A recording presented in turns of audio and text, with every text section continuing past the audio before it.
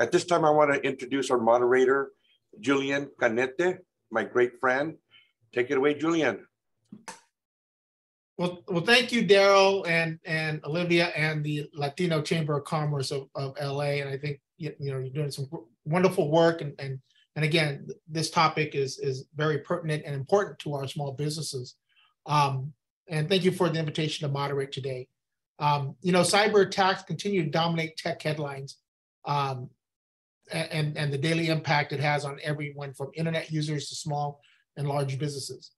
And as the world becomes more digitally connected and bad actors become more sophisticated in their efforts.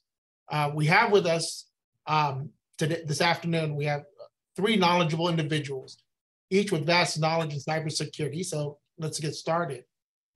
First, I would like to introduce, I'll introduce them first and then we'll engage them on the topic. First, I would like to introduce Peter Bookman. Peter is a cybersecurity expert and serial entrepreneur. He has founded several successful disruptive companies. Two that he has taken public on the NASDAQ. Currently, he's leading a new cybersecurity company, GuardDog.ai.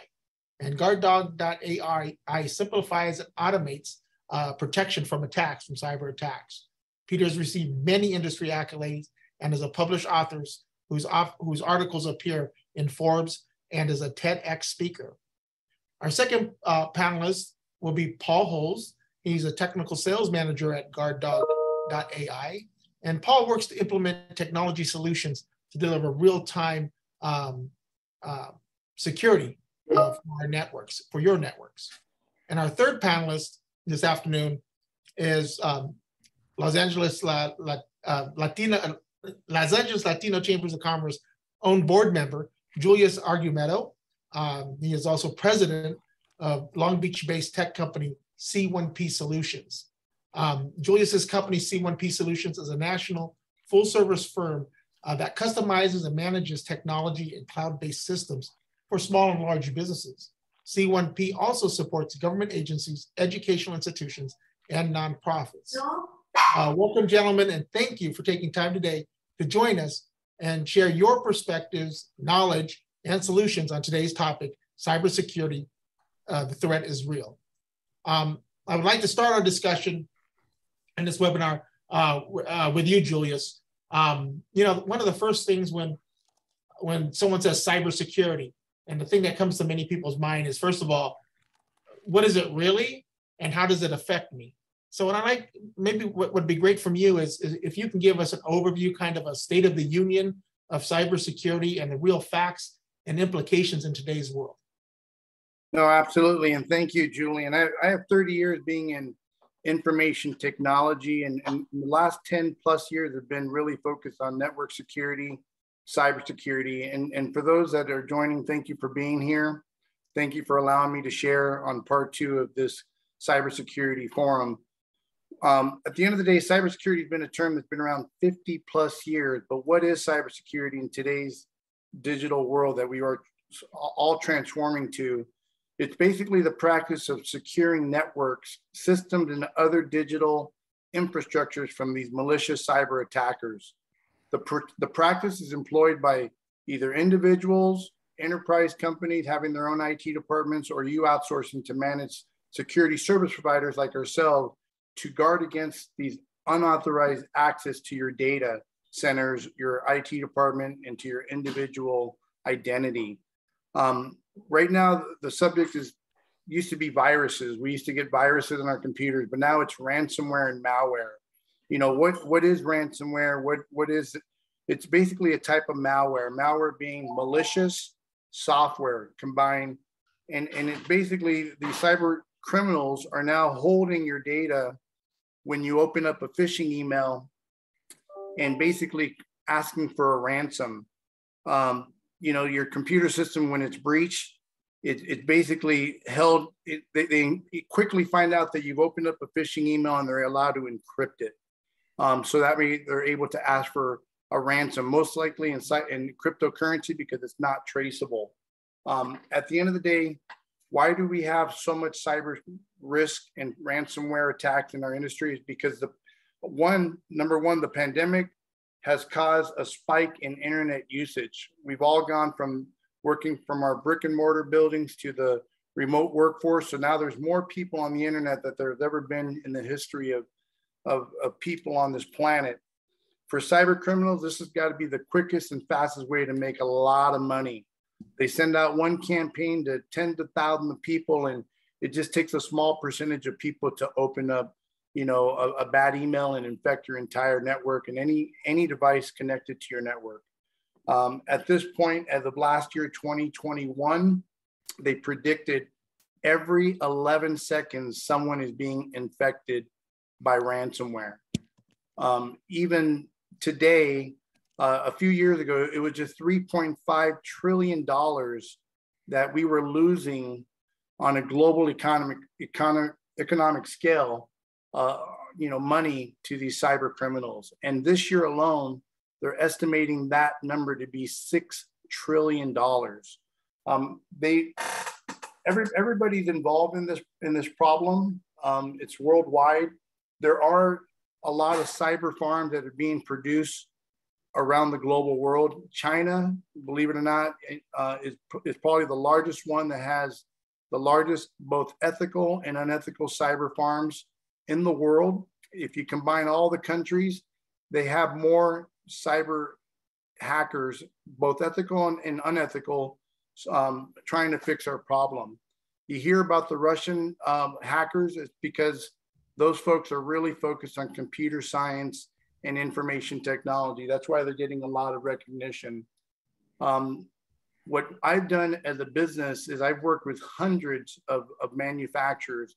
I love a lot of brands like Microsoft and VMware and Dell, but you know, I'm looking for solutions for my clients. And as a managed service provider, we're always trying to figure out what's the best cost-effective way to support customers. And not everybody can afford a cybersecurity stern posture for their business. So I found GuardDog last year or the year before, and they've created such an incredible product, pretty much a SOC in the box, security operating center in the box, which is running a vulnerability scan every 15 to 20 minutes on your network, running 24 hours a day, 365 days. So giving us that peace of mind that it's not only protecting our network devices, but the IoT device. And it's the only product in the global world that we found so far that will cover the entire network as well as the Internet of Things.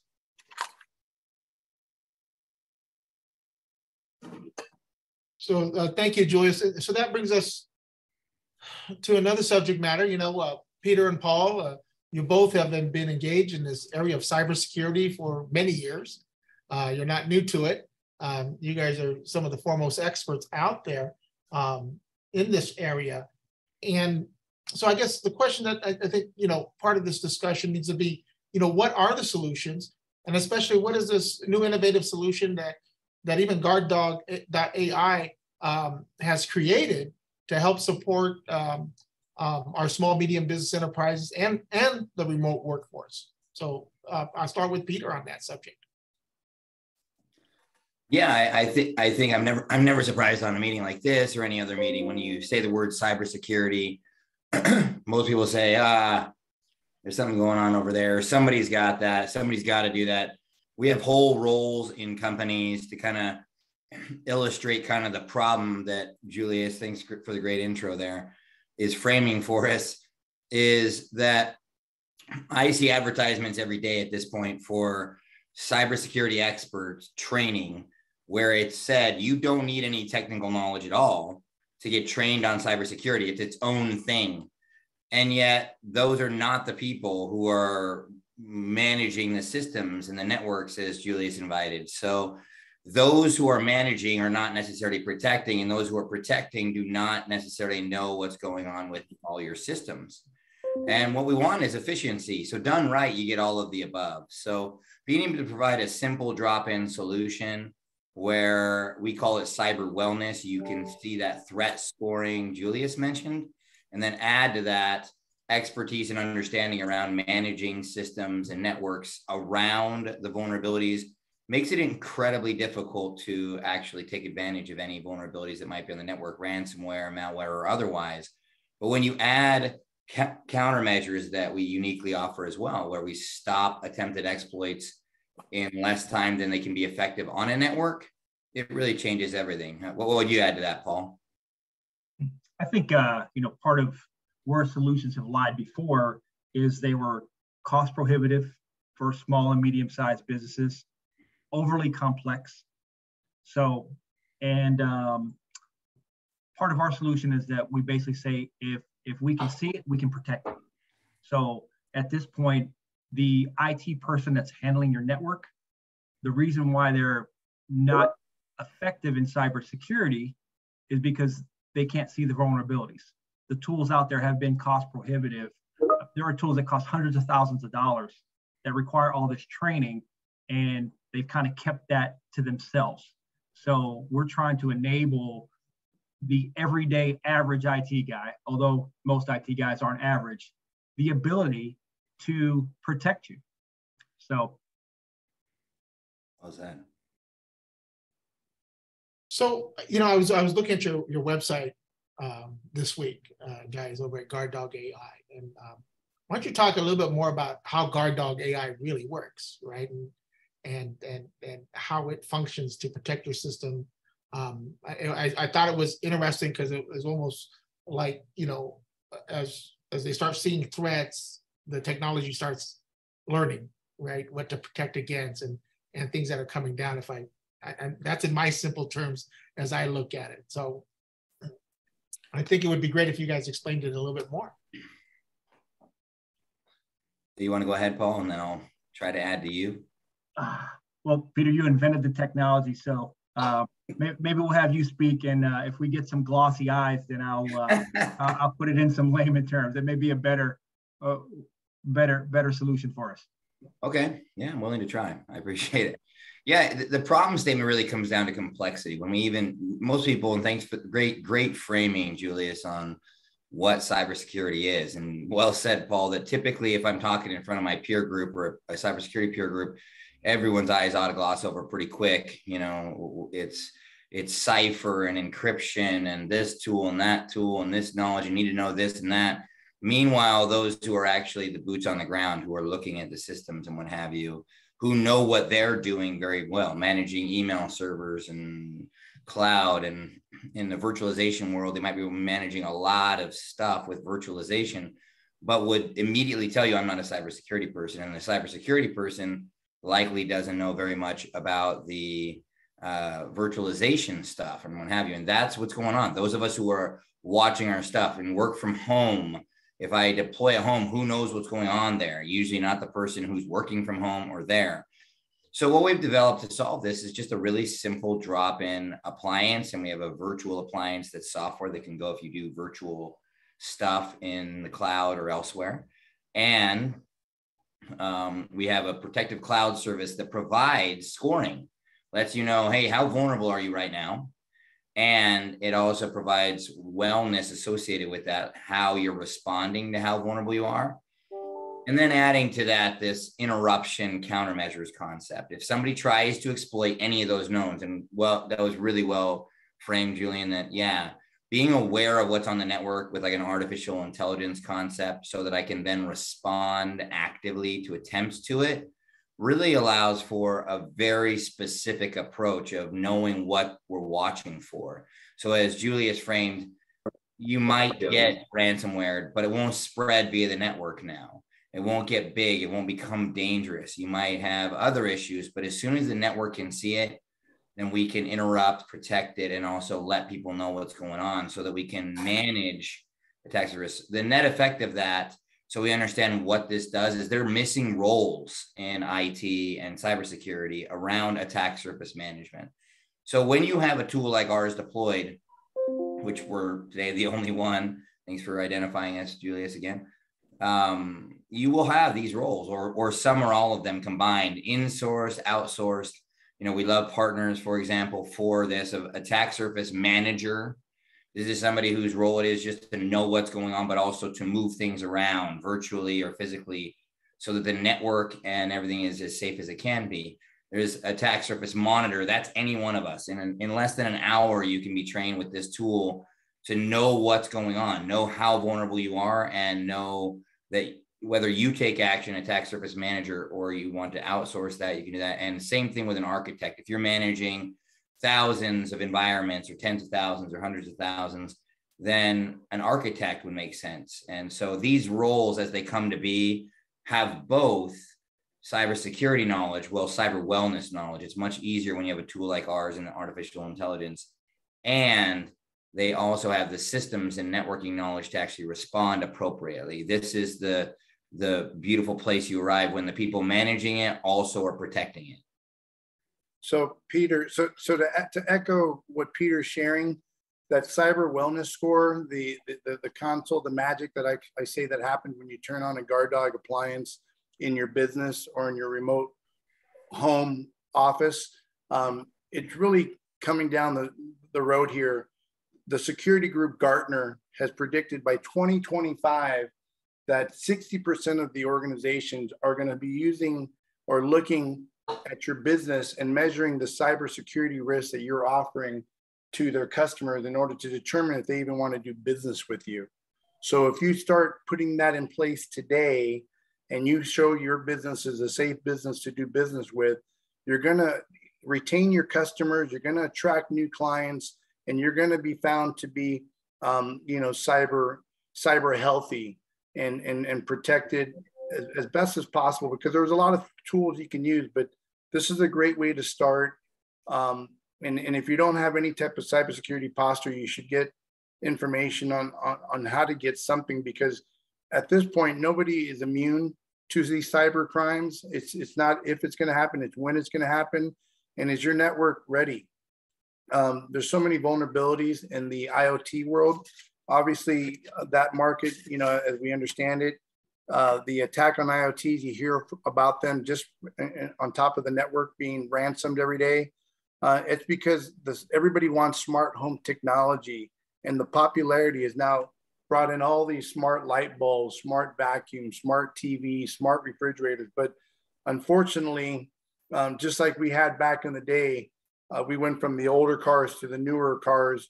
The older cars, when they first came out, didn't have security. Everybody can just walk in and just kind of open your remember there was a Slim Jim and they would open your car and put two wires together and drive off. Now, fast forward, now we have computers in the car and GPS and all kinds of ways to protect the vehicle, and alarms.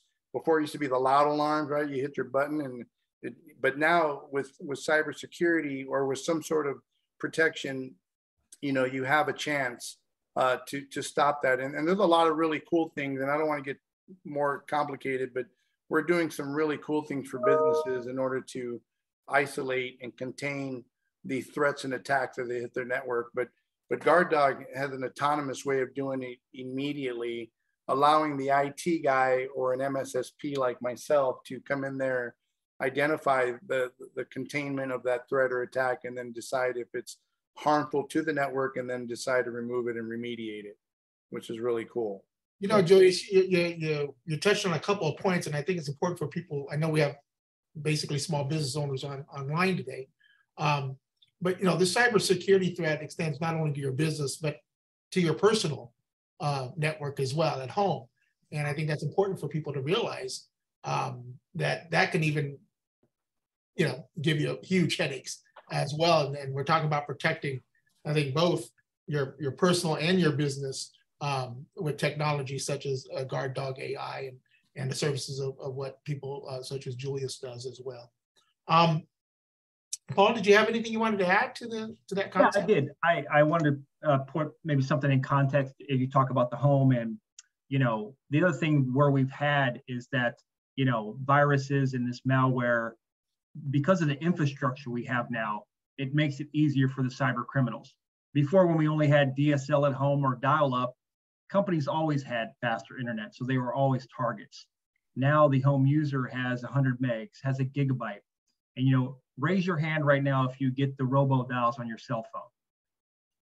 That's just a computer. They punched in a bunch of numbers. So the internet is the same way. Hackers can go online and say, oh, well, Verizon has this block of IP addresses, these 100 million IP addresses. They put it in a spreadsheet and they go out there and they basically robo-dial and they figure out whether or not you have a vulnerability. The way the security mindset is that because of the infrastructure, companies will list what a vulnerability is before a manufacturer has a chance to fix it. So hackers, within 15 minutes of a known vulnerability being published, they're already searching for that vulnerability. That first of all, it's a little backwards. They should give the manufacturer some time to fix it before we tell everybody what it is. But so they're already attacking something that you don't even know is a threat. Well, our product goes out there and updates within the hour. So we know what vulnerabilities are out there. So we're trying to be faster than the attackers are. And that too, as you talk about these larger organizations that have people sitting behind computers, no one's faster than our AI. Our AI is going to be able to identify that threat and stop it in the blink of an eye. So that's another advantage that we have, that we're not relying, well, we relied on a man to invent it, but we're not relying on a person to click a button to ensure that you're safe. Wow, just so much information, right? And in the society we live in, there's just so much that has to be done in this area. But again, I think there's a lot of opportunities being created also, right? Especially for those entrepreneurial-minded individuals. And I know this is with C1P partnership and delivery model and recruitment of more value-added retailers. And see if I get this right, Julius, managed security system professionals. So why don't you guys talk about a little bit more about what that's about, and maybe how some people can get engaged in this and go beyond just securing their business, but helping to secure others, I guess, is the idea. Thank you. So yeah, so right now, I mean, most of us that are in the information technology space started off with value-added resellers, developers. There's so many different areas of the IT marketplace. Outsource IT is a big one, since a lot of companies have reduced the real estate of their users and outsourcing a lot of professional services and specialties. One of the big things is really having a third party manage your security platform and having the right tools or the right security stack to do what it needs to do. And there's a lot of specialties in our industry as well, on us covering financial firms, legal firms, healthcare firms, and but you still need the tools to make sure you're following compliances, you're following the company strategies. But at the end of the day, it is a growing market. It's been growing, even though here's another fun fact, even though there's tens of thousands of us, there's not enough managed security service professionals or companies, as well as individual security information, CISSPs, they call them, to cover and support corporate America, as well as the remote workforce. I mean, there's just not enough. I mean, every year that number falls behind on how many people graduate from college with a type of network security to help fight this cyber war, because we're in a cyber war, and obviously all of us doing good business want to protect our things. That's why the government is now regulating how we deal with these ransomware attacks. And believe it or not, their governments are now talking about making legislation in the future by paying ransomware is going to be illegal. You're basically promoting, a false positive and rewarding these cyber hackers on stealing money. And so, they're relying that you have full-blown security postures, a true cyber defense program like GuardDog, who built an attack surface management protocol to protect your environment, not only your home, but your business and all your users. A lot of cool things that are happening is that we are educating larger, medium, large enterprise customers. We're starting to do what they call network segmentation. The IT marketplace keeps evolving as well. We have to keep making zigs and zags in order to beat these folks. So we're creating sub-networks within the network now. So if something is contaminated or there's a threat or attack that's been opened through a phishing email, it's only going to be quarantined to that sub network within the business.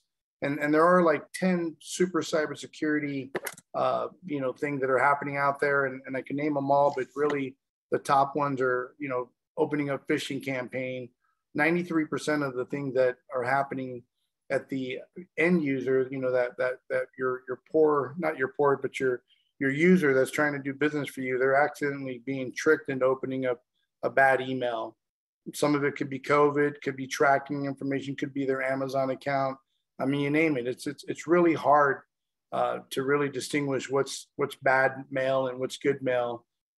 Companies do invest in some nice firewalls, next generation firewalls and endpoint security, and businesses are now spending 10% of their IT budget in cybersecurity. So it's a real game play now. It's giving me more business, but at the same time, we need to not only educate but help each other. And like I said, tools like GuardDog that we have out there today need to be kind of just shared with the world, because like I shared earlier, the security group Gartner, they know by 2025, in order for companies to do business with each other, they're going to start looking at your cyber threat score and see if you're a safe business to do business with. So I have to do my job and make sure your business is protected and that we can prove it.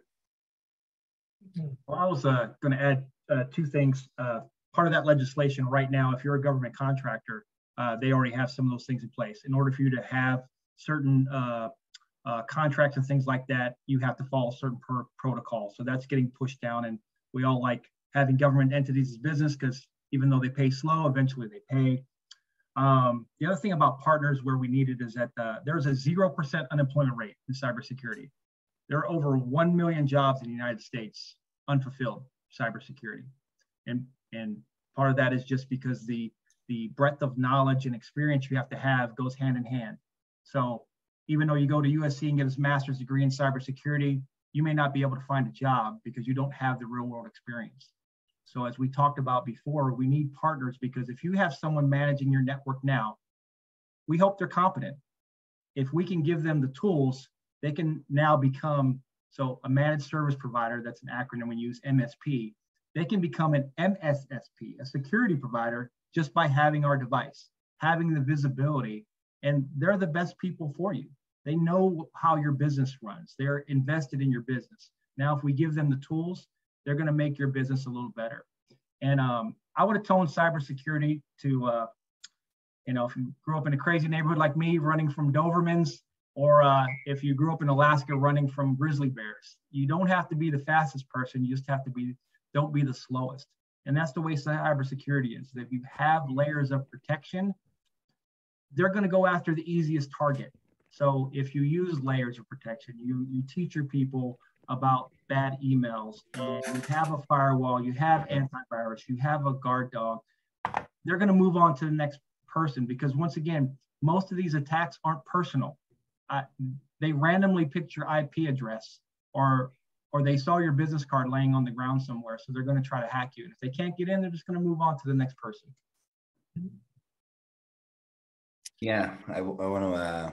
I love that. That's great. And a couple stories come to mind. First of all, there's an old, like, kind of fun cybersecurity, kind of to simplify all of this. So it's very common, and this is actually a real world story, but also it's not unique, which is oftentimes for a governance perspective, or where you have a checklist. Hey, here's how you be cyber secure. You might have a list of things you're supposed to do, one of which would be a firewall. And for those of you who are not cybersecurity people, a firewall just isolates the outside from the inside of a given environment. That's all it does.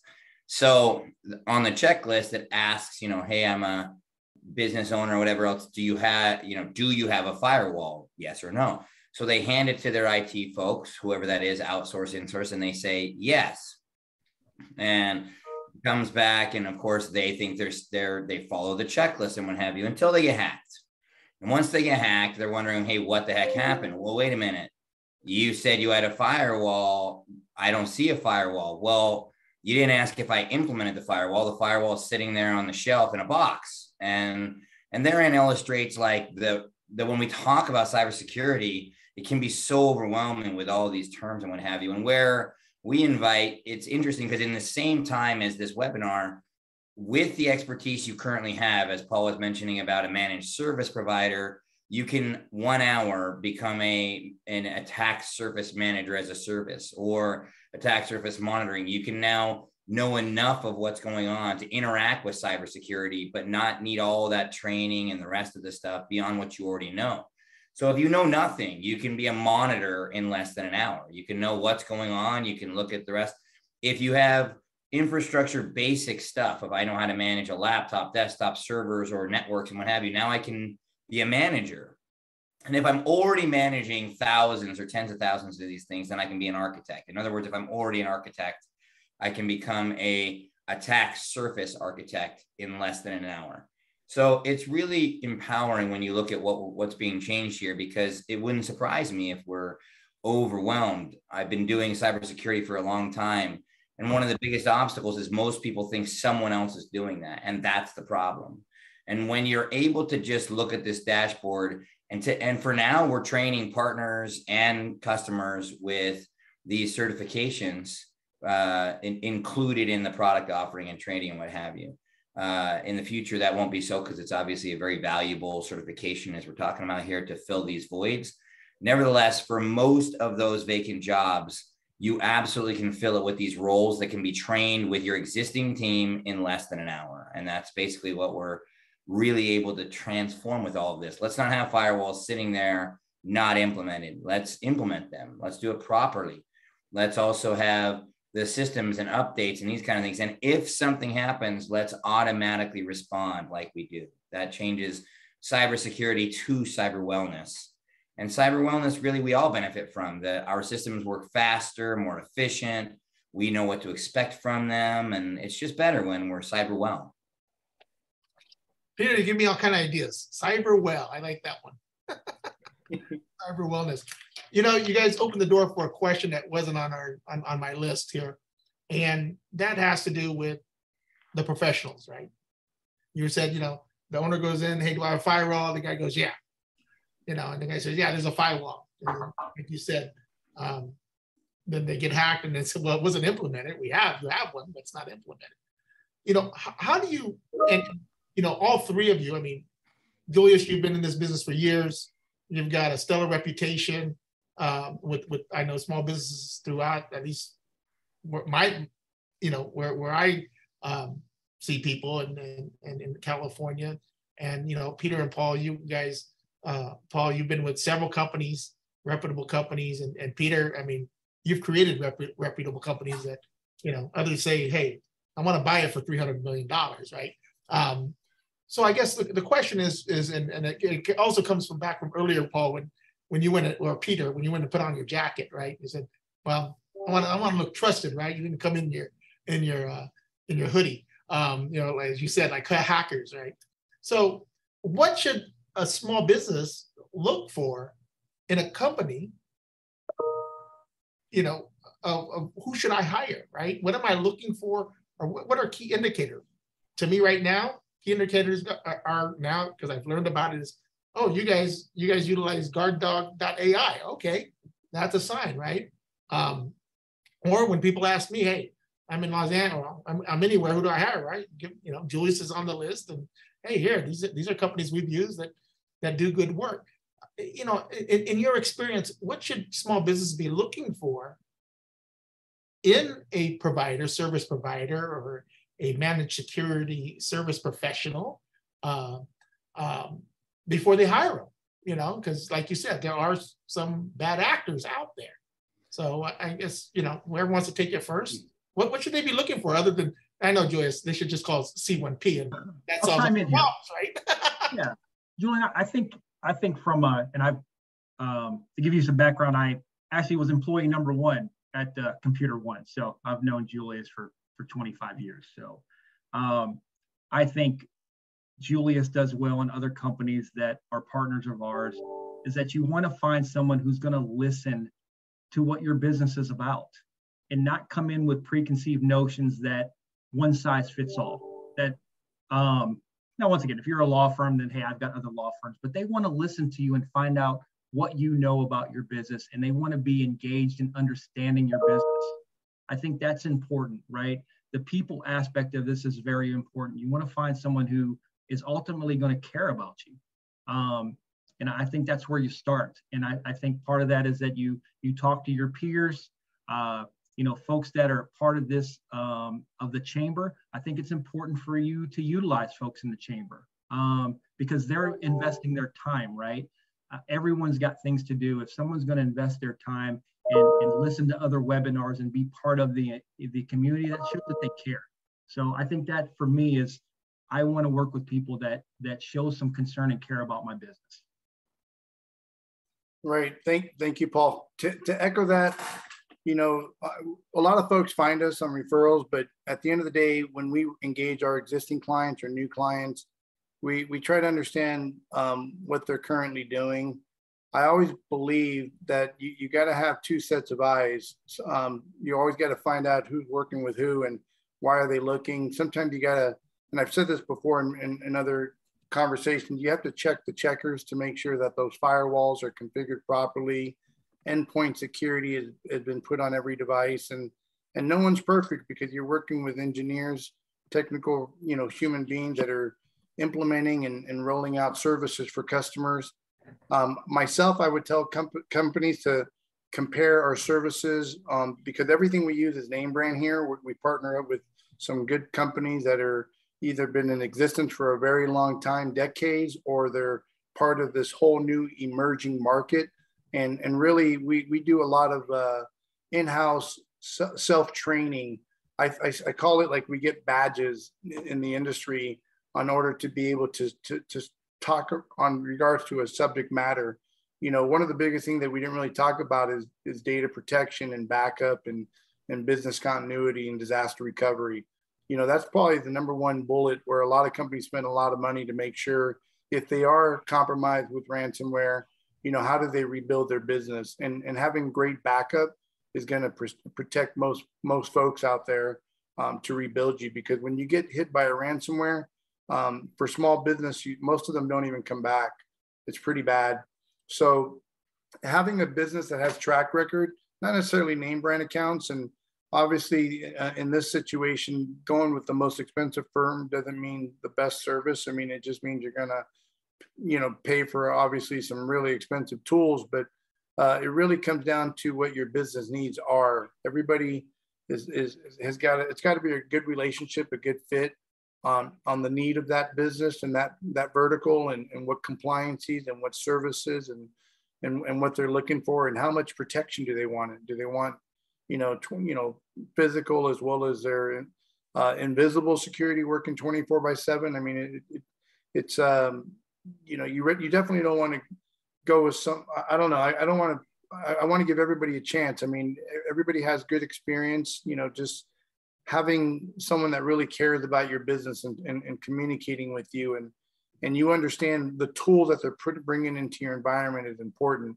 You can oversell cybersecurity. I mean, you can buy a lot and sleep good, but you could be spending way too much. So as an owner, as a senior level executive for a company, people need to really educate on what's happening out there. I mean, there's a lot of good programs that we tell our customers to subscribe to, like CISA, which is a cybersecurity and infrastructure security agency. They'll send you alerts. There are lists that even one of the reasons we like GuardDog is they subscribe to the database NIST and MITRE, which all these cybersecurity companies are basically coding and have an encyclopedia of all the ransomware that exists, and the artificial intelligence engine that GuardDog has been able to find more ransomware than most of these cybersecurity companies, which makes them, for me, very attractive to introduce to clients because I feel like I want to bring the best of breed, obviously be very price conscious, and they bring both to the table. So, there's a lot of cool things we can talk about, Julian, on how we can marry with the customer and make sure we're the perfect fit for them. Yeah, one of the reasons why we're excited about C1P and others is that I think that is the great, that is the question, Julian. You know, Julius mentioned earlier, the number of job vacancies created in cybersecurity is doubling every year. That's also married to the number of cybersecurity losses going over every year. As Julius is saying, fear and doom and gloom, that's also married to the number of the companies being put out of business by cybersecurity attacks every year. And so the risk is very, very real. And the understanding, I mean, even as I listen to, anytime we talk about cybersecurity, you need to know this and this and this and this and this. And it's so daunting that the people managing the systems themselves generally don't know how to protect the systems they're doing. And so when you provide a simple drop-in solution with a virtual answer and a physical answer, like we call them a FIDO, and then you have this protective cloud service that has the scoring part, the threat scoring and the wellness scoring. It really does take about an hour based upon your current skill set to offer visibility and protection of what you're doing. And we're very happy and excited to certify partners and customers through partners of, yeah, this is your attack surface monitor. They know how to do that. This is your attack surface manager. They know how to manage around those threats. This is your attack surface architect. They manage global infrastructures and that kind of stuff, work from home. Even the regional people are now kind of architects in their own right, because when you consider a simple office that has people working from home, you no longer have just one network you're managing many of them. So being able to get to a place, as Julius invites, and Paul framed this, where any one of us can be a attack surface monitor, manager, or architect, and marry to cybersecurity stuff of any kind. Cyber wellness can speak cybersecurity just enough to be responsible for the environment I'm managing, whatever that is. And so, yeah, being able to go to one source, which is something we're really excited about at GuardDog, being able to say between us and partners, whether that's you or C1P, we're able to work together to say, you know what's going on at any point. And anything less than that, I would suggest, is leaving yourself vulnerable. If you can see it, you can protect it. That's why we make it very easy. 5-minute install or so per environment. You now get it trained, and the dashboards there, as Paul mentioned earlier, very cost effective. When you add professional services, outsourcing attack surface management, you're still saving all kinds of money. And the last data point is that the cost of cybersecurity insurance is doubling every year also, and covering half as much. And with GuardDog and this threat scoring with cyber wellness, that will flip. It actually costs less to insure you, and you get more protection for it. Because as we said, if you can see it, then you can protect it. And that applies to whoever is currently seeing it. So the kind of the answer of all of this, whether you're a partner or a customer, what I would be looking for is whoever can give me visibility that's simple enough for anyone to understand. It is, this is what I have going on. I have this many systems. This is my vulnerability, green, yellow, red. And this is how long it takes us to respond to it. And anything less than that, it wouldn't matter whether you've been around, you're a cybersecurity firm, been around 20 years. You're living in a world, as Julius invited, that's 50 years old, where it's too complex. And with a solution like GuardDog offers, with our FIDOs and protective cloud service and partners like C1P and others, there is no reason why we all can't know what's going on all the time, how at risk we are all the time, and take action, as well as rely on the automated countermeasures that will also stop attempted exploits. So that's really great question, and a great way to understand how we find what we're finding. And I think that's, kind of earlier we had a discussion about a cyber ecosystem, right? And I think that's what you guys are working to create here, right? And this is a good example of it, of companies partnering to better serve the end user there, which I think is fantastic. Is there anything else you guys want to add to what you guys are doing to build this cyber ecosystem to protect us from these cyber threats?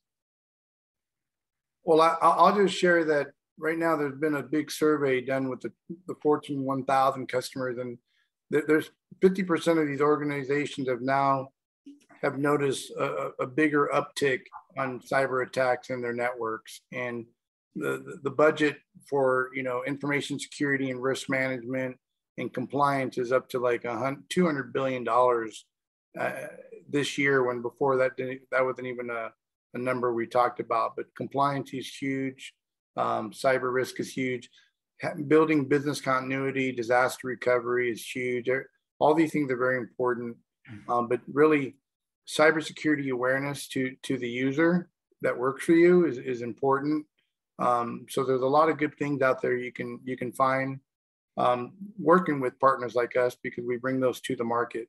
And if you don't have one, I highly suggest you look for one, either through the chambers, because there's always a lot of great IT professionals, or reach out to some of these manufacturers and get safe.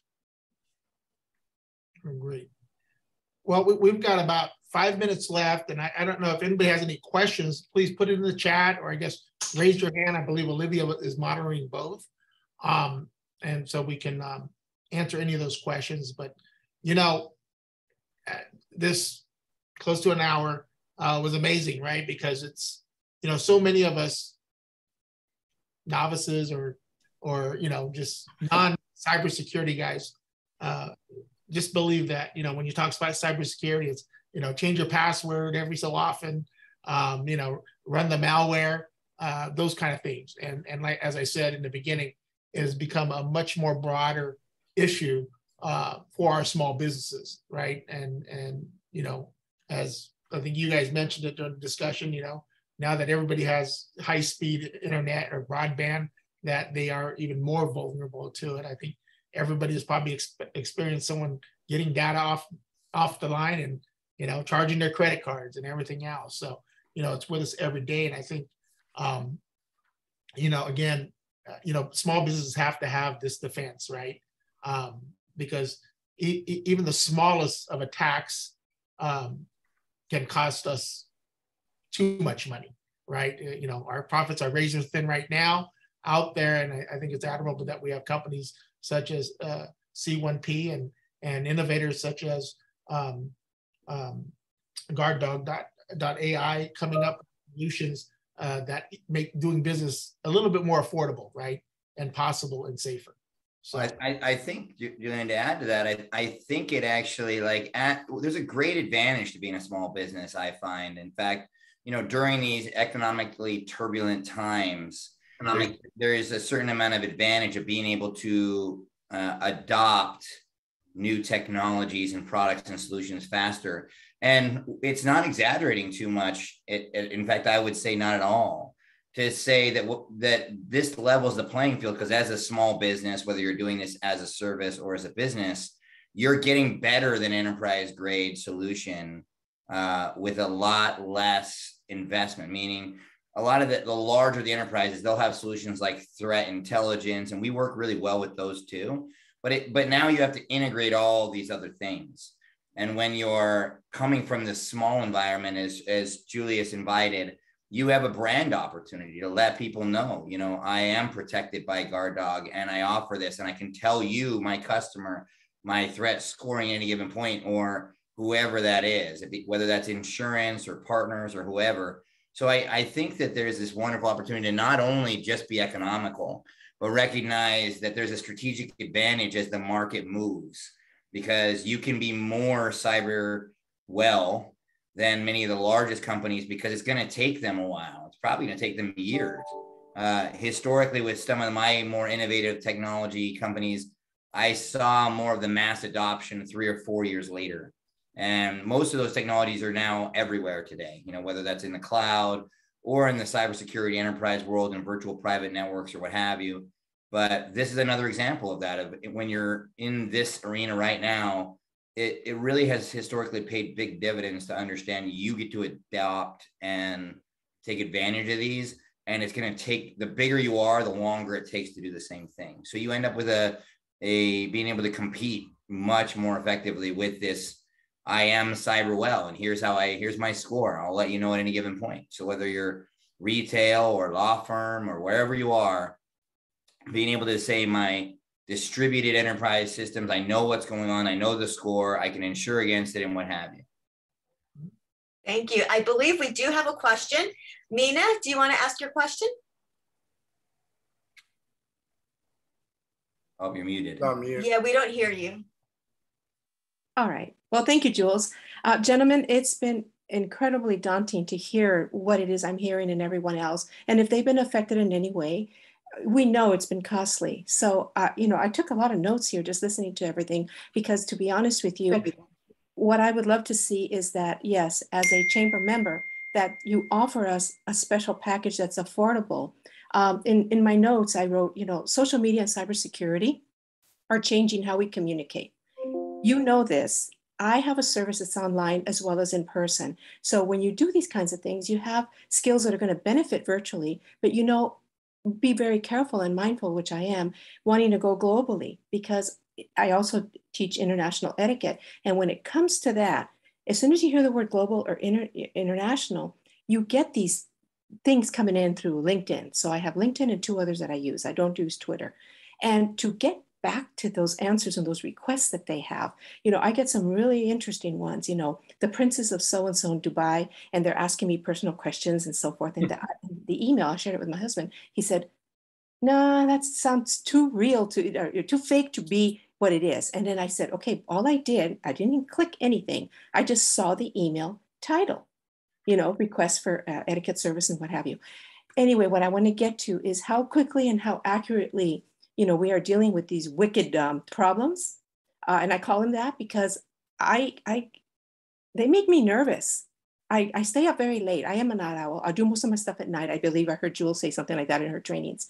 And I participate better that way. So when we're dealing with a zone that's different, a time zone, and you try to answer back, and it's now 3 o'clock in the morning. I'm going to go to bed now, right?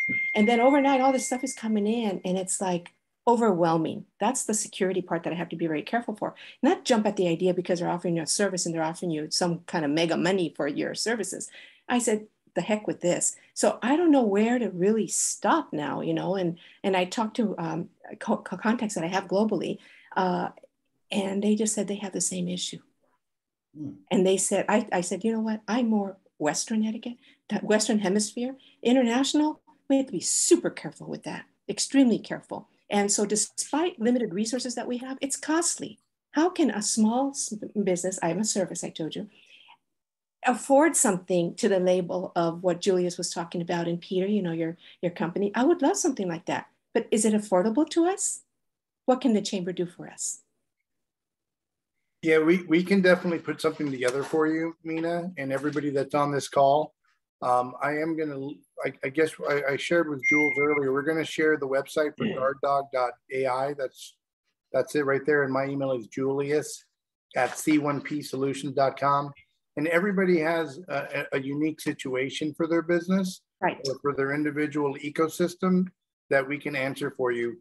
One thing, Julian, the question you asked about, who's the right MSSP, you got someone that's going to have a checklist of all these services that they're going to offer for your business. At the end of the day, passwords, multi-factor authentication, backup, all kinds of things are questionable. Even if you've been attacked, what does your environment look after the fact? Because there's weaknesses that have been, exploited and need to be upgraded to make them more robust and cyber well or cyber protected for your environment. But we can talk about that offline, and that's a great question. And social media is a very large way of having people open up phishing campaigns and infect themselves and their clients. Exactly. Well, I can't be thankful enough. Thank you very much for that opportunity to ask the question. Wonderful. Do we have any other questions? We have a couple more minutes. It's 3:57. So any other questions? Jules, just make sure that anybody that needs any more information, that they contact the chamber, and we'll put the information out to the group. Sure. So there's no other questions, Julian. Would you like to talk about next week's event? Sure, and I'll close out. Well, first of all, thank you, Peter, Paul, and Julius. I've been wanting to say Peter, Paul, and Mary, but Peter, Paul, and Julius, thank you guys. Very informative. Again, we need to start moving towards cyber wellness. I love that term, Peter. And David De Jesus made a good comment, and I think Julius mentioned it too, about you know, we're seeing increase in companies having taken advantage of like recovery services and how to recover from something like this. And David in the chat made the importance of maintaining good recovery backup data systems with, you know, which are information always being updated as well as you know, part of being cyber well, right, Peter? But anyway, thank you to the three of you. Thank you guys for an enlightening conversation. I enjoyed it. I do want to let you guys know that everybody know on the call and that the California Hispanic Chambers of Commerce has their 43rd annual convention, August 10th through the 13th in Oakland, California. So I know that if you're interested in coming, contact Olivia or the chamber office, Daryl there, and then they'll be glad to help you or even probably extend a scholarship to you to attend up in Oakland. Would love to see you guys all there. But Olivia and Daryl, I did want to say that you guys have a big event coming up on Saturday, right? Havana Nights. We sure do. Jules, you want to touch on that real quick? Sure. So it's our second a night in Havana, and we're going to have over 200 sponsors and members, and it's going to be with Via Roma, and they have their award-winning paella there. We'll have dancers. It's going to be a great event, and we look forward to seeing any and all of you there who will be joining us. A wonderful event. I went there last year, had a great time. Friends, good friends, old friends, just a great night out. So with that, I thank you guys all. I thank the Los Angeles Latino Chamber of Commerce for inviting me to moderate and be a part of this. And more importantly, the members, I hope you learned. I hope you take away something from this workshop. And to Peter, Paul, and Julius, again, thank you guys. Thank you guys for the wonderful job and all the information. Thank you. Appreciate it. Take care. And again, if anybody has any questions, wants information on the event for the California Hispanic Chambers of Commerce Annual Convention, please contact us at info@lalcc.org. Thank you, everyone. Have a great Thursday. Take care. Bye-bye.